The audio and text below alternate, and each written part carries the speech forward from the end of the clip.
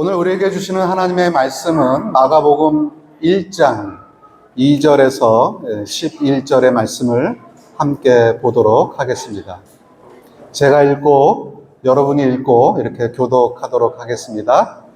선지자 이사야의 글에 보라, 내가 내 사자를 내 앞에 보내노니 그가 내 길을 준비하리라.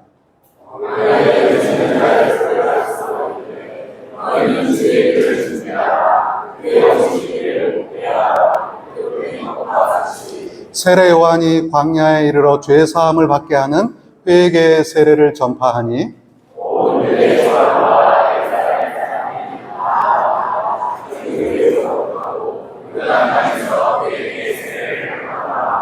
요한은 낙터 털 옷을 입고 허리에 가죽띠를 띠고 메뚜기와 석청을 먹더라.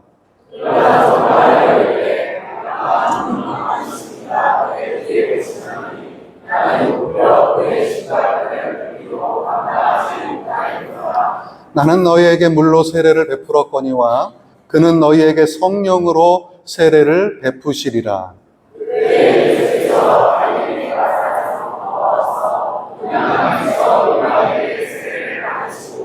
곧 물에서 올라오실새 하늘이 갈라짐과 성령이 비둘기같이 자기에게 내려오심을 보시더니 하늘로부터 소리가 나기를 너는 내 사랑하는 아들이라 내가 너를 기뻐하노라 하시니라.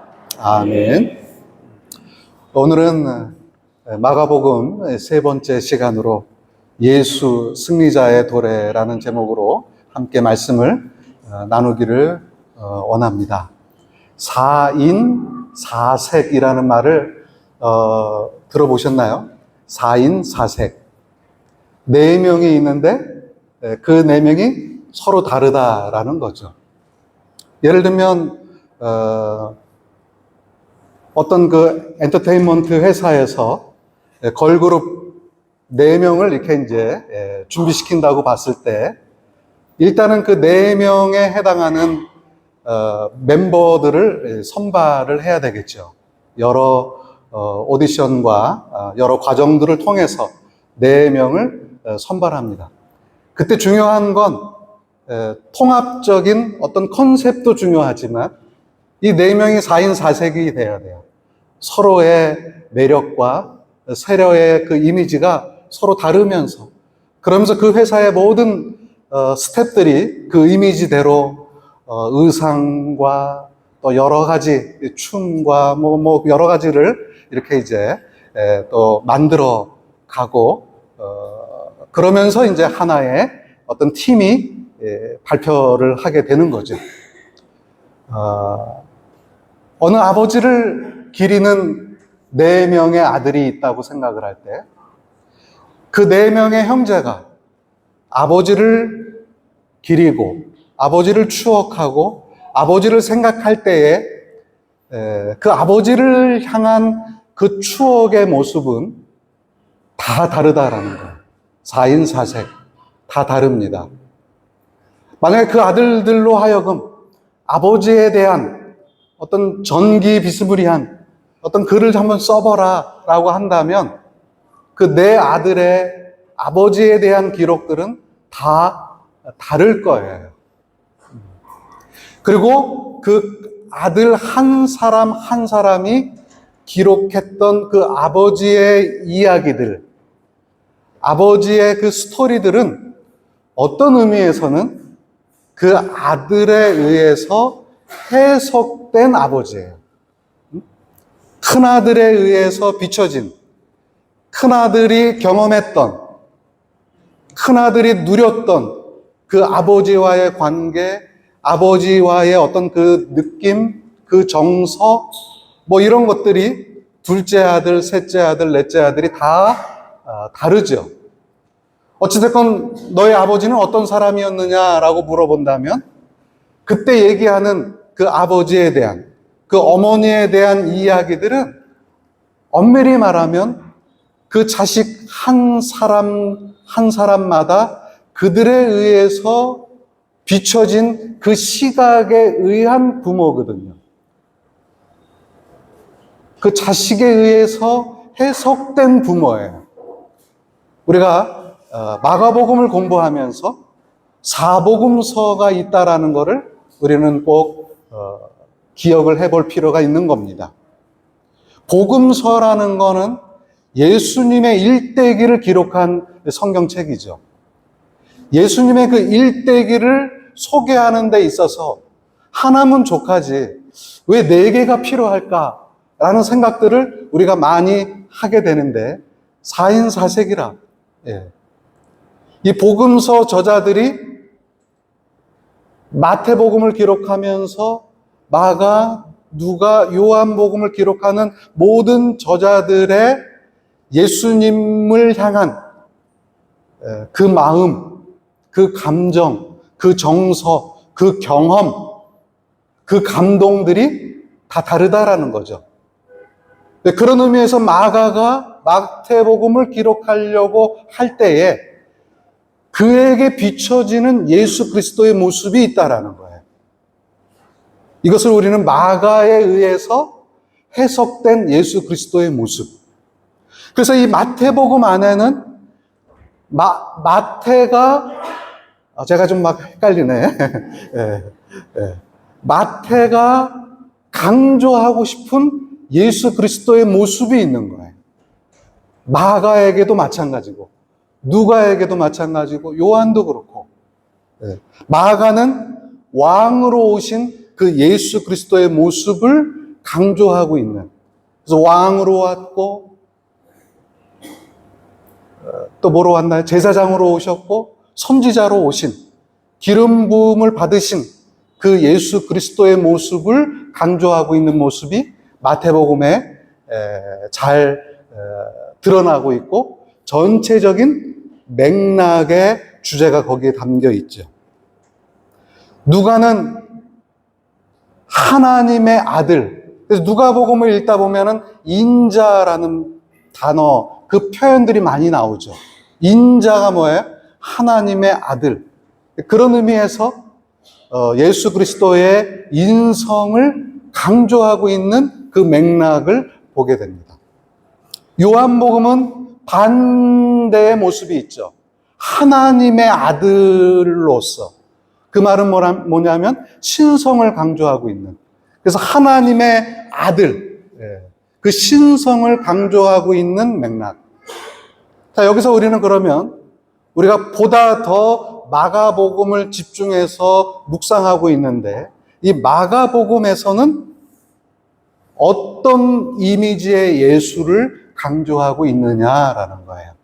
마가복음은 우리가 지난 시간에 살펴봤듯이 그 마가복음을 쓸 때에 그 마가복음을 읽기를 원하는, 그리고 이 마가복음이라는 이 소책자를 전달해서 읽기를 원하는 그 독자에 대한 분명한 목적이 있었어요. 분명한 그 대상이 있었어요. 그게 누구냐 하면 로마의 사람들이라는 거예요. 로마 사람들.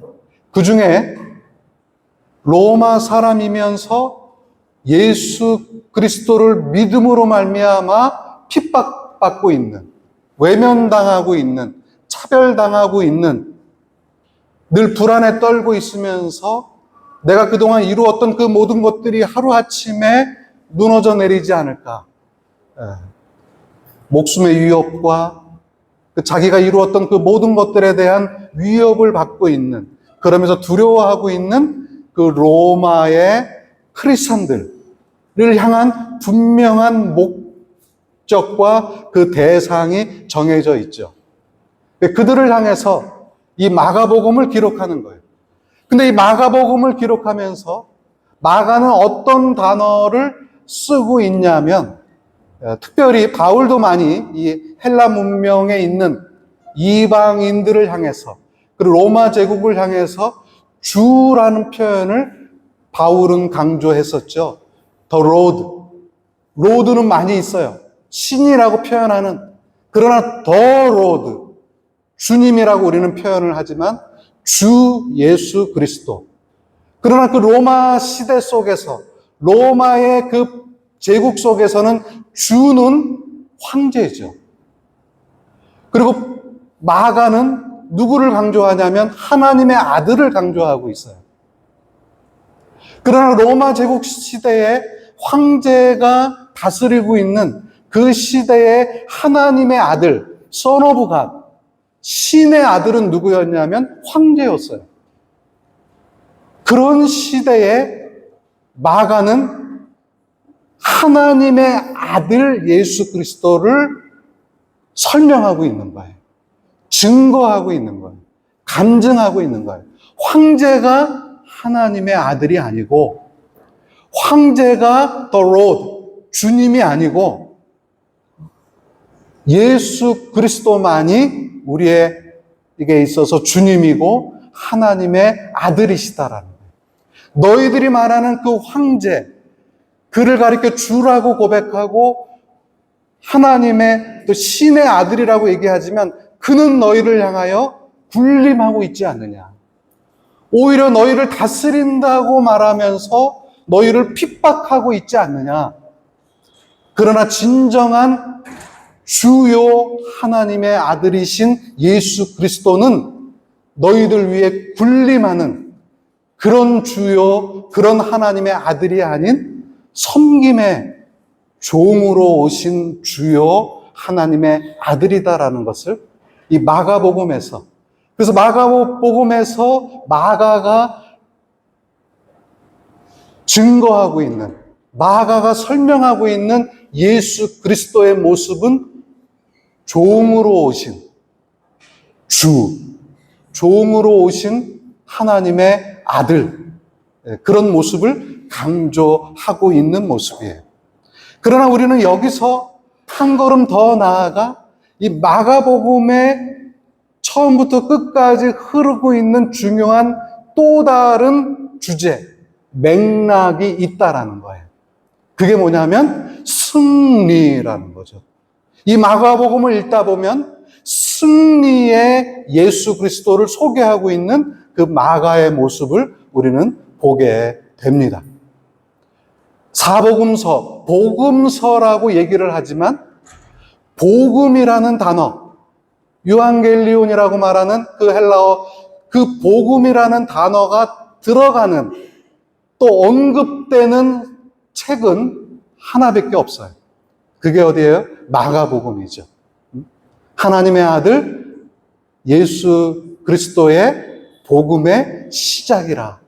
이때 나오는 그 복음이라는 단어가 유앙겔리온이에요. 마가복음의 이 기록 속에서 마가가 그 로마의 시민들을 향하여, 특별히 로마의 시민이지만 기독교인이기 때문에 신앙을 갖고 있는 그 모습으로 황제를 하나님의 아들이라고 고백하지 않고 황제를 주라고 고백하지 않는 그 이유 때문에 목숨을 위협받고 있는, 자기의 모든 이루었던 것들에 대해서 위협받고 있는 그 크리스찬들을 향하여 격려하고 위로하는 메시지가 마가복음인데, 그 중요한 예수 그리스도를 향한 중요한 키워드가 복음이라는 거예요. 이 복음이 뭐냐면 승리라는 거죠. 복음은 기쁜 소식이에요. 복된 소식이에요. 그 헬라 문화권 로마 제국 시대의 그 1세기의 이 단어는 승전의 기쁜 소식을 의미할 때, 언급할 때 유앙겔리온이라는 단어를 사용했어요. 그런 의미에서 복음의 시작이라고 마가가 이야기할 때는 예수 그리스도로 말미암는 그 승리의 기쁜 소식을 내가 이제부터 당신들에게 들려주겠노라. 마가복음 1장 1절의 의미가 그런 의미라는 것을 우리는 지난 시간에 살펴보았습니다. 그러면서 오늘 본문으로 잡은 마가복음 1장 2절로 이 11절의 말씀은 마가복음 전체 16장까지에 있어서 어떻게 보면 서론에 해당하는, 프롤로그에 해당하는 부분인 거죠. 어떤 글이든 서론, 본론, 결론이 있어요. 그리고 이거는 글에만 해당하는 게 아니고 소설이나 드라마, 어떤 영화, 뭐 이런 거 안에도 어떤 그 도입 부분이 있고 절정이 있고 그러면서 마무리와 결론이 있게 되는 것이죠. 드라마나 소설, 어떤 영화 같은 데서 프롤로그, 그 영화의 처음 시작의 그 서론과 같은 그 프롤로그의 모습은 주로 어디에 할애를 하고 있냐면 주인공의 등장을 보여주고 있어요. 주인공의 그 등장. 어떤 거는 태어나면서부터 유아스러운 그 시기에서부터 이 주인공이 남달랐다라는 어떤 그런 모습을 보여주면서 이제 절정을 향해서 나아가는 주인공의 그 활약의 모습을 보여주죠. 마태복음과 누가복음을 보면 그런 모습이 강하게 나와 있어요. 주인공이신 예수 그리스도를 소개하는 데 있어서 그 프롤로그에 예수님의 탄생과 예수님의 그 유년 시절의 잠깐이지만 그런 표현들 속에서 예수님의 그 등장을 서론적으로 묘사하고 있는 모습을 보죠. 그러나 마가복음과 요한복음은 그 단계를 건너뛰어요. 그 단계를 건너뜁니다. 탄생과 유아기의 그 예수님의 모습에 대한 어떤 스토리를 건너뛰어 버려요. 그러면서 누구로부터 프롤로그가 시작이 되냐면 마가복음도 그렇고 요한복음도 그렇고 그 주인공을 소개하는 존재, 그게 세례 요한이에요. 세례 요한을 등장시키면서부터 마가복음과 요한복음의 예수님에 대한 그 스토리의 프롤로그가 시작이 되는 모습을 보는 거죠. 세례 요한이 등장하고 그리고 그 세례 요한은 앞으로 오실 메시아, 그 그리스도에 대한 준비하는 사람으로서 부각을 시킵니다. 그러면서 예수님이 등장하고 그러면서 예수님이 그 세례 요한으로부터 세례를 받으시는 그 모습이 마가복음과 요한복음에 공통적으로 나오는 프롤로그의 모습이다라는 것을 우리는 알게 됩니다. 우리는 먼저 이제 세례 요한을 좀 생각해 보기를 원합니다. 세례 요한은 예수님보다 6개월 먼저 태어났던 그런 인물이에요. 세례 요한에 대한 성경적 평가의 중요한 의미는 뭐냐면 신약 초반에 등장하지만 구약을 잇는 선지자요 예언자로서의 마지막을 장식하는, 그래서 구약을 잇는 마지막 선지자요 예언자로서의 그 자격, 그 정체성이 이 세례 요한에게 있다라는 것을 우리는 기억할 필요가 있어요.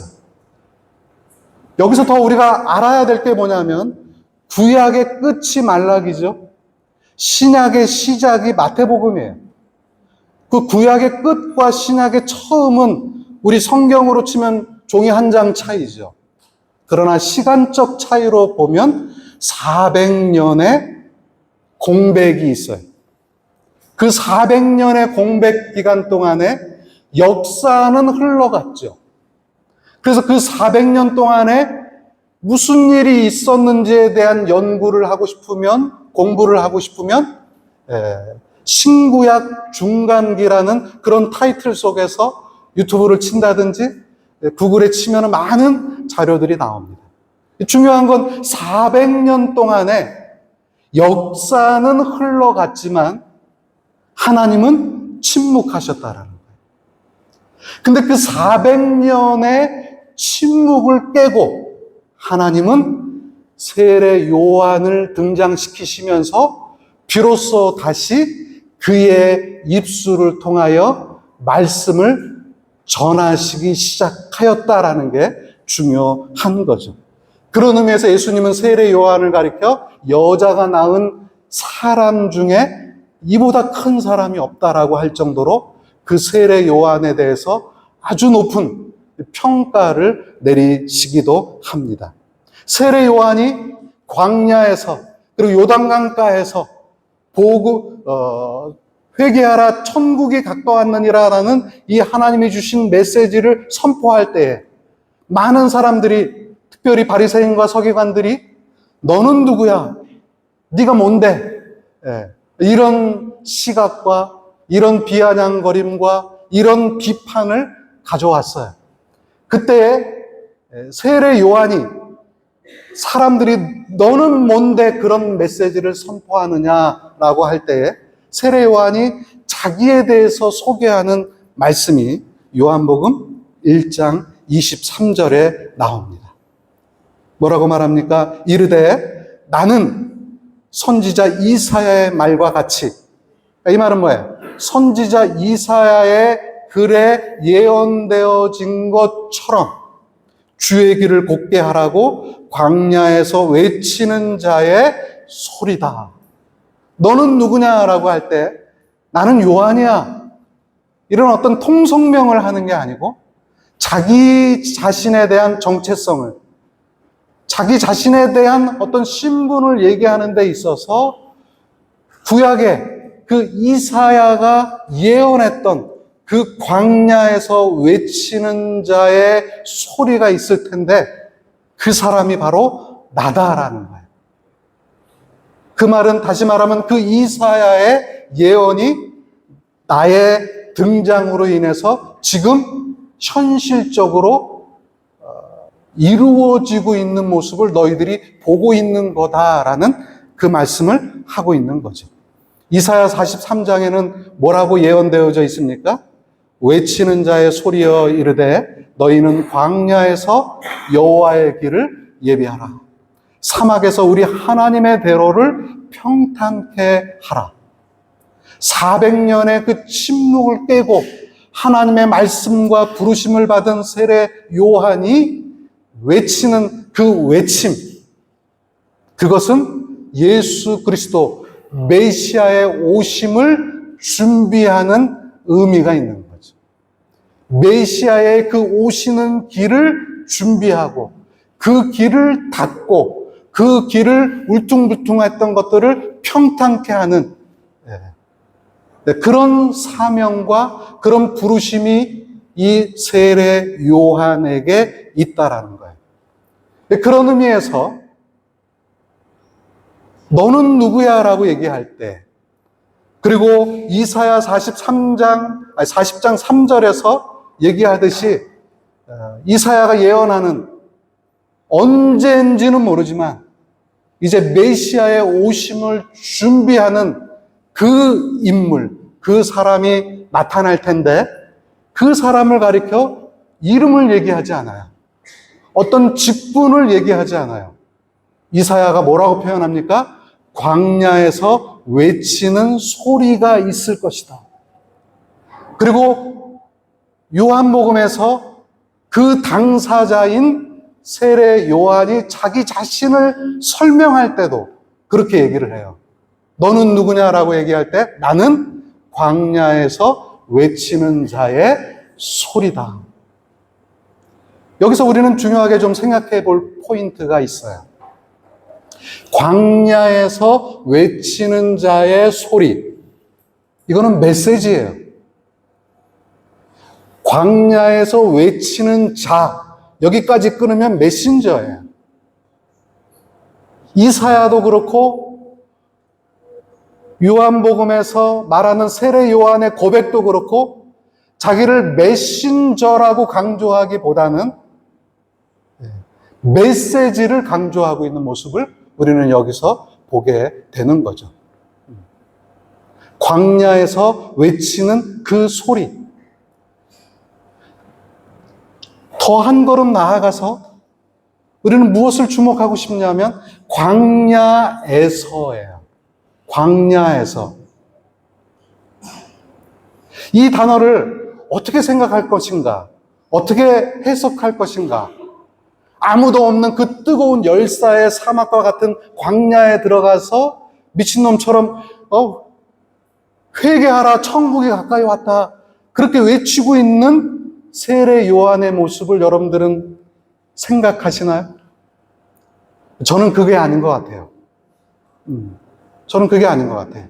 광야에서 외치는 자의 소리, 이 모습을 이미지 메이킹 해보세요. 저는 광야에 가서 아무도 없는 미친놈처럼 떠들고 있는 그런 모습의 세례 요한이 아닌 광야로부터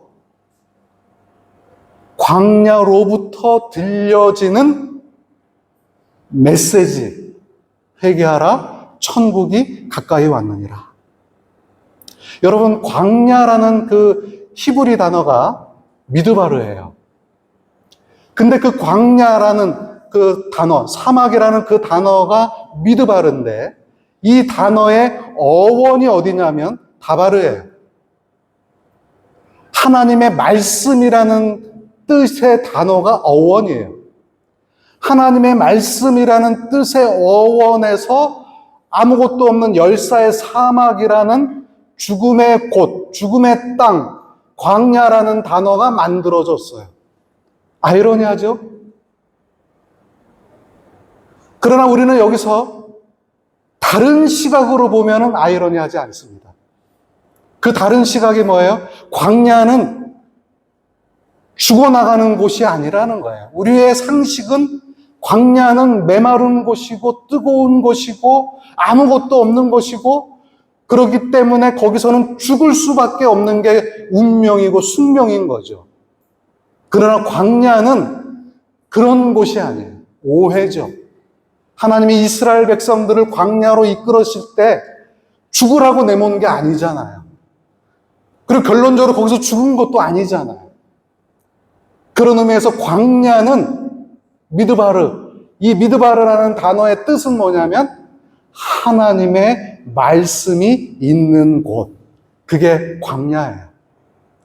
그래서 광야에 있을 때 우리가 도시에 있지만, 바쁜 일상에 있지만, 그 바쁜 일터에 있지만, 수많은 경쟁과 수많은 그 약육강식의 그런 세상에서 우리가 살고 있지만, 그러나 호련히 내가 그 상황에서 동떨어져서 광야와 같은 오직 하나님만 바라볼 수 있는 그 상황과 그 자리에서 하나님을 묵상하고 있다면 그곳은 광야가 되는 것이고, 그곳은 하나님의 말씀이 있게 되는 것이에요. 그런 의미에서 광야로 내몰린 이스라엘 백성들은 그곳에서 하나님을 만나요. 하나님을 경험해요. 하나님을 배워요. 신구약 중간에 400년의 시간이 있었다고 했죠? 그 400년의 시간 동안 하나님은 침묵하셔요. 그 침묵의 오랜 시간 동안에 수많은 사람들은 하나님 없이 살고 있어요.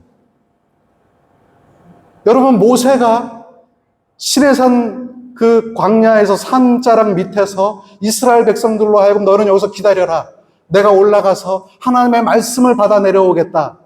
올라갔다 내려온 게 40일밖에 안 돼. 근데 그 40일이 길다고 그 진중에 있었던 수많은 이스라엘 백성들은 하나님을 잊어버렸어요. 40일도 그런데 400년이란 시간이 흘렀을 때에 그 팔레스틴의 유대인들은 오죽했겠어요. 자기 좋을 대로 하나님을 믿는 거예요. 그들이 하나님을 믿는다고 하지만 그게 참 하나님이 아닌 거예요. 자기들이 만들어낸 허상이고 자기들이 만들어낸 율법이고, 그런 시대에 소수의 사람들은 광야로 나가기 시작했습니다. 그 400년의 시간 동안에 광야로 나아가서 거기서 깊은 묵상 가운데 하나님을 찾는 거예요.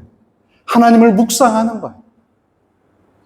그런 공동체를 가리켜 그 시대에 쿰난 공동체라고 했었는데, 아무튼 광야에서 누군가가 있다라고 얘기할 때, 그리고 그곳에서 어떤 메시지가 선포되어진다고 할 때 그 메시지는 보다 더 캐논에 가까운, 진리의 말씀에 가까운 그 하나님으로부터 나오는 우리를 향한, 우리 이 시대를 향한, 나를 향한, 우리 가족을 향한 진실한 메시지일 가능성이 크다라는 거죠. 그런 의미에서 광야로부터 외치는 자의 소리가 있어라고 얘기할 때 그 시대에 팽배한, 오염된, 변질된 신앙과 그 하나님의 말씀이 아닌 순수한 그 하나님의 묵상과 그 말씀 속에서 선포되어지는 그 시대를 깨우는, 그 시대를 쪼개는 상식적이지 않은 그런 메시지가 광야에서 외치는 자의 소리, 그 메시지라고 우리는 말할 수 있는 겁니다. 그런 의미에서 하나님은 우리에게 이 시간 도전하는 거예요. 뭐예요? 어떻게 도전합니까? 우리도 그렇게 소리가 되어줘야 된다. 교회를 다니는 사람이 중요한 게 아니에요. 이 시대에 얼마나 많은 메신저가 있습니까? 박사학위부터 별학위가 다 있고요. 그러면서 그것들로 인해서 어깨를 피고 거드름을 피우는 그게 권위가 되고 나는 이런 훈련을 받았고 교회 안에서도 교회가 크면 클수록 얼마나 뻗어끼는 사람들이 많은지 나는 여기 개척 멤버고 나는 여기 처음부터 시작을 했고 큰 교회일수록 얼마나 프로그램이 많아요. 나는 그 프로그램 다 이수했고 그래서 나는 지금 팀장이고 리더고 구역장이고 그러면서 자부심을 가지고 있는 그 메신저들이 얼마나 많아요. 그러나 하나님은 우리에게 메신저가 중요한 게 아니라는 것을 이 세례 요한을 통해서 말씀하고 계시는 겁니다. 단순히 나는 크리스찬이야, 교회 다니는 사람이야, 나 주일 성수 웬만하면 빠진 적 없어, 그런 자부심으로만 머물러 있는 크리스찬들, 교회 다니는 사람들이 아닌 중요한 건 내 입으로부터 어떤 메시지가 나오느냐가 중요하다라는 거예요. 우리 한국 교회를 가리켜 위기다, 변질되었다, 수많은 위기의 얘기들, 그 논란의 얘기들이 많이 있지만 중요한 건 뭐예요? 그 입으로부터, 그 교회로부터, 그 크리스찬들로부터 그 입술에 외침이 없다라는 게 그게 오히려 문제인 것이죠. 마태복음 10장 32절로부터 보면 이런 말씀이 있어요. 예수님이 하신 말씀인데 누구든지 사람 앞에서 나를 시인하면 나도 하늘에 계신 내 아버지 앞에서 그를 시인할 것이요 누구든지 사람 앞에서 나를 부인하면 나도 하늘에 계신 내 아버지 앞에서 그를 부인하리라. 여기까지의 말씀이 뭐예요? 침묵하지 말라 이 말이죠. 크리스찬으로서, 하나님을 예배하는 사람으로서, 하나님을 믿는 사람으로서 우리가 일상의 그 영역 속에서 침묵하지 말라는 거예요. 내가 세상에 화평을 주러 온 줄로 생각하지 말라. 화평이 아니요 검을 주러 왔노라. 내가 온 것은 사람이 그 아버지와 딸이 그 어머니와 며느리가 시어머니와 불화하게 하려 함이라. 이 방금 읽은 이 구절들의 중요한 메시지에 예수님이 말씀하시는 그 의도가 뭘까요? 너희들이 하나님의 백성이라고 말한다면 예수 그리스도를 길이요 진리요 생명이라고 고백하면서 당신이 우리의 주님입니다라고 고백한다면 내 입술이 침묵하면 안 된다라는 거예요. 세례 요한이 광야에서 외치는 자의 소리가 되었던 것처럼 우리의 가정에서 우리의 그 관계 속에서 일터에서 우리는 우리의 입술을 열어 외쳐야 된다라는 거예요. 우리는 더불어 잘 지내고 있잖아요. 믿지 않는 가족과 더불어 잘 지내고 있고 믿지 않는 동기, 믿지 않는 친구들과 더불어 잘 지내고 있고 일터에서 상사와 또 갑과 을의 관계 속에서 좋은 게 좋은 거라고 잘 지내고 있잖아요. 그 잘 지내고 있는 상황 속에서 나는 교회를 잘 다니고 있어. 그런 존재들을 향하여, 그런 크리스찬들을 향하여 경종의 말씀을 울리는 게 이 예수님의 마태복음 10장에 나오는 말씀이에요. 너희들 좋은 게 좋은 거라고 잘 지내고 있어? 그게 내가 원하는 게 아니야. 내가 화평을 주러 온 건 줄을 착각하지 마라. 내가 검을 주러 온 거야. 싸우라는 말이 아니에요. 중요한 건 입을 다물고 있지 말고 침묵하지 말고 믿음의 고백을 하라라는 거예요. 예수 그리스도에 대한 그 고백을 하라라는 거예요. 때로는 그 고백의 한마디가 썰렁하게 만들 수도 있어요. 가족들 간에, 형제들 간에, 부모 자식 간에. 때로는 부모 입장에서 자식 교회 가는 거 그냥 크게 문제 안 삼고 있지만, 그러나 거기서 더 나아가서 뭔가 믿음의 고백을 하고 뭔가 신앙의 권면을 하기 시작하면 불화가 생기기 시작하죠. 다툼이 일어나기 시작을 하죠. 분위기가 깨지기 시작하고, 그 완만했던, 때로는 그 일터에서 상사와 부하의 그 관계 속에서 일 얘기만 해야 되는데, 그러나 때로는 내 가슴에 주신 그 하나님의 말씀 속에서 뭔가 한마디 툭 신앙적인 메시지를 던질 때, 그 순간 이제 그들에게는 나는 교양 있는 크리스찬이 아니에요. 교양 있는 교회 다니는 사람이 아니에요. 극우, 그런 표현을 붙이면서 교회에 미친 놈이야 쟤는. 믿어도 좀 이렇게 곱게 미쳐야 되는데, 그런 식으로 이제 나를 편향적으로 바라보기 시작하는 그런 시선들.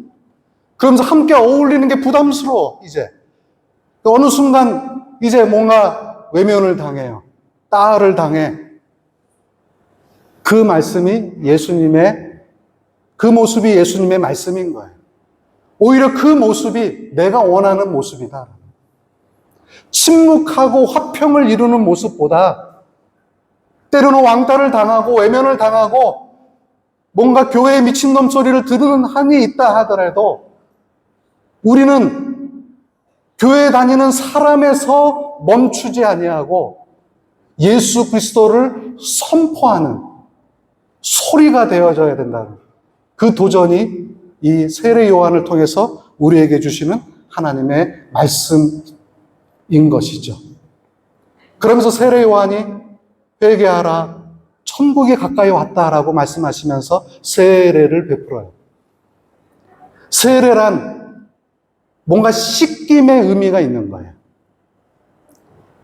그리고 특별히 죄가 있는 사람을 향한 죄에 대한 용서와 죄에 대한 어떤 사함과 그 죄를 씻김의 의미가 세례에 담겨 있는 거죠.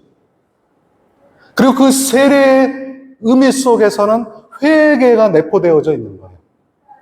회개는 뭐예요? 하나님, 내가 무슨 잘못했어요? 욕심을 부렸어요? 원망을 했어요? 증오했어요? 다퉜어요? 사기쳤어요? 속였어요? 성질을 부렸어요? 이런 거에 대한 잘못 때문에 뉘우침이 진정한 회개가 아니라는 거예요. 진정한 회개란 돌이킨다라는 거거든요. 진정한 회개란 돌이키는 거예요. 어디로? 하나님께로. 그래서 하나님께로 돌이키는 게 이게 회개예요. 더 자세히 얘기하면 하나님을 인지하지 못한 그런 삶 속에서 그런 인생이 이제 하나님을 인지하면서 하나님이 창조주이십니다. 하나님의 하나님됨을 인정하고 나는 피조물입니다. 하나님의 피조물인 것을 깨닫고 결론은 뭐예요? 플러스 했으면 네 거로가 나와야지. 답이 나와야 되는 거예요. 결론은 뭐예요? 회개의 결론은 하나님 없이는 살 수 없습니다. 잘못 성질 부렸어요. 하나님 용서해. 다음부터 안 그럴게요. 이런 모습이 진정한 회개의 모습이 아닌 진정한 회개의 결론은 뭐예요? 하나님 없이는 내가 살 수 없습니다. 그 존재인 것을 깨닫고 고백하는 게 회개예요. 그 회개의 가시적인 모습이 세례거든요. 근데 그 요단강에서 세례를 주는 그 현장에 예수님이 등장하는 거예요. 메시아가 누군지는 몰랐지만, 그리스도가 누군지는 몰랐지만, 그러나 그의 길을 예비하는 사명을 품고 광야로부터 나와서 복음을 외쳤던 그 세례 요한에게 있어서 예수님을 보니까 알겠는 거예요. 아, 저분이 메시아구나. 저분이 그리스도구나. 그래서 그분이 세례받겠다고 여러 사람들의 그 군중에 휩싸여서 앞으로 나오고 있는 때에 세례 요한은 당황하는 거죠. 몸둘 바를 모르는 거예요. 자식이 총리가 됐다고 부모가 자식한테 엎드려 절할 때 그것을 당연하듯이 받을 수 있는, 그 절을 받을 수 있는 자식이 누가 있어요? 우리가 누군가가 감당 못할 존재가 나한테 고개를 숙일 때 그 황당함에, 그 당혹스러움에 반응하는 모습이 뭐예요? 같이 고개 숙이는 거잖아요. 예수님이 세례를 받으시겠다고 오는 그 모습 속에 세례 요한은 굳고 내가 어떻게 감히 당신에게 세례를 줄 수 있습니까? 당신에게 내가 세례를 받아야지요. 그러나 예수님은 말씀하십니다.